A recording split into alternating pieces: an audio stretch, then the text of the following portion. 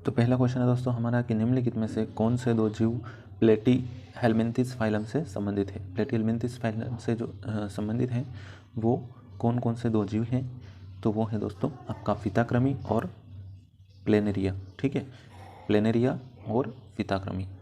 फिताक्रमी को टेपवर्म भी कहा जाता है। ठीक है, जो कीड़े होते हैं लंबे लंबे, ठीक है, तो उस प्रकार के ये रहते हैं, लंबे लंबे कीड़े पड़ जाते हैं व्यक्ति के शरीर में।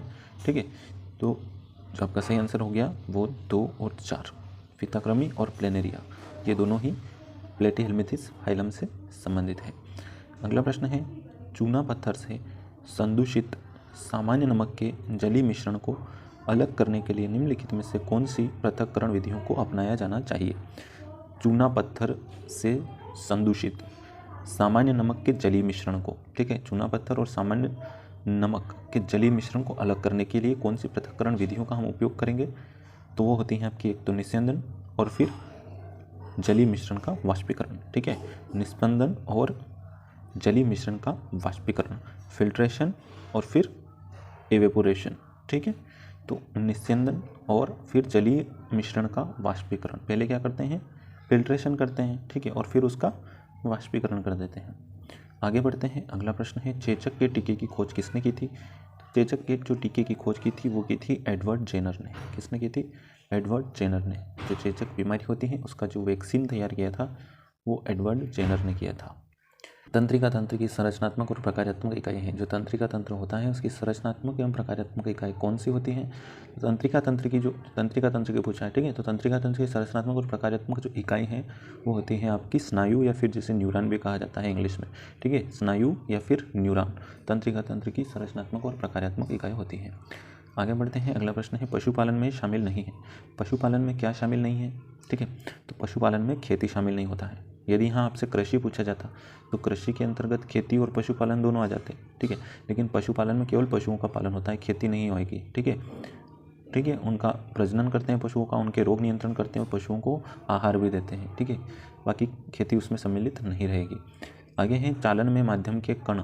चालन में माध्यम के कण क्या करते हैं, है ना, ठीक है, किसी भी चालन में माध्यम के कण क्या करते हैं, तो वो केवल अपनी माध्य स्थिति के इर्द गिर्द कंपन करते हैं। ठीक है, अपनी जो उनकी यहाँ जो माध्य स्थिति है उसके आसपास इधर उधर घूमते रहते हैं, जैसे यहाँ तक गया यहाँ तक गया ऐसे। ठीक है, तो केवल माध्य स्थिति के इर्द गिर्द कंपन करते रहते हैं।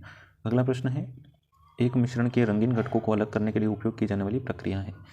रंगीन मिश्रण के घटकों को अलग करने की, है ना, एक मिश्रण के रंगीन घटकों को, कोई मिश्रण है उसके अलग अलग रंगीन घटकों को अलग करने के लिए उपयोग की जाने वाली प्रक्रिया है, तो वो है आपकी क्रोमेटोग्राफी। क्या है, क्रोमेटोग्राफी कहा जाता है उसको कहा जाता है क्रोमेटोग्राफी। अगला है, पुरुषों और महिलाओं में स्वर रज्जु की लंबाई क्या होती है। पुरुषों और महिलाओं में स्वर रज्जु की लंबाई क्रमशः होती है। ठीक है, तो पहले पुरुषों की और फिर महिलाओं की आपको बतानी है। तो पुरुषों की जो होती है वो होती है 20 mm और महिलाओं की होती है 15 mm, 20 मिलीमीटर और 15 मिलीमीटर। तो क्रमशः पूछा है तो पहले पुरुषों की 20 मिलीमीटर फिर महिलाओं की 15 मिलीमीटर। अगला प्रश्न है, एक कोशिका की 2 समान अनुजात कोशिकाओं में विभाजित होने की क्षमता को क्या कहते हैं। एक कोशिका है उसकी 2 समान अनुजात उसके ही जैसी कोशिकाओं में विभाजित होने की क्षमता को क्या कहा जाता है, तो उसे कहा जाता है द्विविखंडन। क्या कहा जाता है, द्विविखंडन। एक कोशिका की 2 समान अनुजात कोशिकाओं में विभाजित होने की क्षमता को द्विविखंडन कहा जाता है। अगला प्रश्न है, 1 किलोग्राम में एक परमाणु द्रव्यमान इकाई निम्न के बराबर होती है। ठीक है, एक परमाणु द्रव्यमान इकाई किलोग्राम में कितनी होगी, एक परमाणु द्रव्यमान इकाई का मान किलोग्राम में कितना होगा ये आपको बताना है।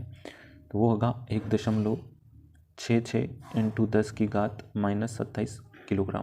किलोग्राम में पूछा है, एक परमाणु द्रव्यमान की इकाई तो वो होगी 1.66 × 10⁻⁻27। अगला है, एक अपारदर्शी वस्तु की बड़ी छाया प्राप्त करने के लिए प्रकाश का बिंदु स्रोत रखा जाना चाहिए। अपारदर्शी वस्तु बोला है, हमको बड़ी से बड़ी छाया निकालनी है। जैसे यहाँ बल्ब है, ठीक है, तो हमको कोई वस्तु दी गई है तो हम इसको यहाँ रखेंगे तो बड़ा प्रतिबिंब थोड़ी बनेगा, है ना, हमसे बड़ी छाया प्राप्त करने की बोल रहा, तो हम उसको जितना पास रखेंगे हमको उतनी ज़्यादा छाया प्राप्त होगी। तो वस्तु को बिल्कुल क्या निकट रखना पड़ेगा उसको। ठीक है, प्रकाश स्रोत को कहाँ रखोगे आप, वस्तु के बहुत ही निकट रखना पड़ेगा। ठीक है, अगला प्रश्न पढ़ते हैं, तो वो है, उस सूक्ष्मजीव को पहचाने जिससे प्रथम प्रतिजैविक या फिर एंटीबायोटिक प्राप्त हुआ था। ठीक है, एंटीबायोटिक मुख्यतः आपका बैक्टीरियल इन्फेक्शन में काम आता है। ठीक है। तो सूक्ष्म जीवों की पहचान करना, प्रथम प्रतिजीव, ठीक है ना, प्रथम एंटीबायोटिक किस जीव से हमको मिला था, तो मिला था हमको पेनिसिलिन, ठीक है, पेनिसिलिन से, पेनिसिलियम से मिला था पेनिसिलिन, ठीक है। तो सूक्ष्म जीव का नाम क्या है, पेनिसिलियम, और इससे पेनिसिलिन मिला था। आगे हैं, जब कोई व्यक्ति पहाड़ पर चढ़ता है तो क्या होता है, जब कोई व्यक्ति पहाड़ पर चढ़ता है तो क्या होता है, वो क्या कर रहा होता है, ठीक है, तो वह गुरुत्व के विरुद्ध कार्य कर रहा होता है, ठीक है, गुरुत्व के विरुद्ध कार्य कर रहा होता है ना। गुरुत्वाकर्षण पृथ्वी पे लगेगा, वो पहाड़ पे चढ़ रहा है तो गुरुत्व तो लग ही रहा ना उस पर, है ना, ये जैसे पहाड़ है तो ये गुरुत्व तो लग ही रहा ना उस पर, ठीक है, वो ऊपर चढ़ता जा रहा है तो गुरुत्व के विरुद्ध कार्य कर रहा है।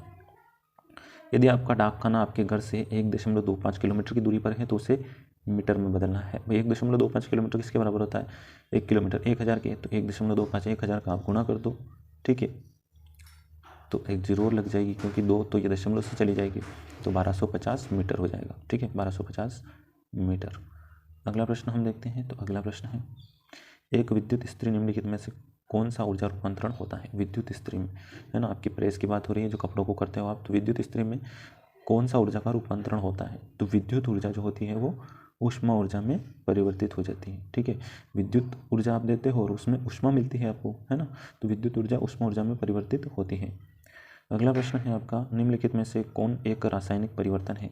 रासायनिक परिवर्तन आपसे पूछा गया है इन चारों में से, तो वो है दोस्तों प्रकाश संश्लेषण। प्रकाश संश्लेषण एक रासायनिक प्रक्रम है। बाकी कांच का टूटना, जल में लवण का विघटन और बर्फ का पिघलना, ये सब भौतिक परिवर्तन में आते हैं, ठीक है। बाकी प्रकाश संश्लेषण एक रासायनिक परिवर्तन है। आगे है, कैथोड या एनोड किरणों के बारे में निम्नलिखित में से सही कथन की पहचान करना है आपको। कैथोड या एनोड किरणों के बारे में एक सही कथन की आपको पहचान करना है। तो कैथोड किरणों के कण सभी तत्वों के लिए समान होते हैं। कैथोड किरणों के जो कण होते हैं सभी तत्वों के लिए एक जैसे होते हैं। जो कैथोड किरणों के कण होते हैं वो सभी तत्वों के लिए एक जैसे होते हैं। अगला है, अम्ल एसिड के बारे में निम्नलिखित में गलत कथन का चयन करें। जो एसिड होता है या अम्ल होता है ना, उसके लिए हमको गलत कथन का चयन करना है। इन चारों में से एक कथन गलत दिया है ना, तो गलत ये है कि अम्ल लाल लिटमस को नीले में बदल देता है, ये गलत है क्योंकि अम्ल नीले को लाल में बदलता है, ठीक है, अम्ल क्या करता है, नीले को लाल में बदलता है, ये आपको याद होगा। अम्ल स्वाद में खट्टे होते हैं, ये सही चीज़ है। अम्ल एक पदार्थ है जिसमें हाइड्रोजन आयन निहित होता है, हाइड्रोजन होता है इसमें, ठीक है, और अम्ल नीले लिटमस को लाल में बदल देते हैं, ठीक है, तो नीले को लाल में बदलते हैं, लाल को नहीं बदलते, तो ये आपका इस प्रश्न का उत्तर हो गया। आगे बढ़ते हैं, अगला प्रश्न है, पौधे मिट्टी में उपस्थित नाइट्रोजन का उपयोग रिक्त स्थान को तैयार करने के लिए करते हैं। जो पौधे मिट्टी से नाइट्रोजन लेते हैं, है ना, उसका क्या उपयोग करते हैं, आखिर नाइट्रोजन लेते क्यों हैं, तो वो प्रोटीन के निर्माण में, है ना, प्रोटीन को तैयार करने के लिए नाइट्रोजन का उपयोग करते हैं, इसकी आवश्यकता उनको होती है। आगे है, एक चलती बस को ब्रेक लगाकर 10 सेकंड के भीतर विराम पर लाया गया।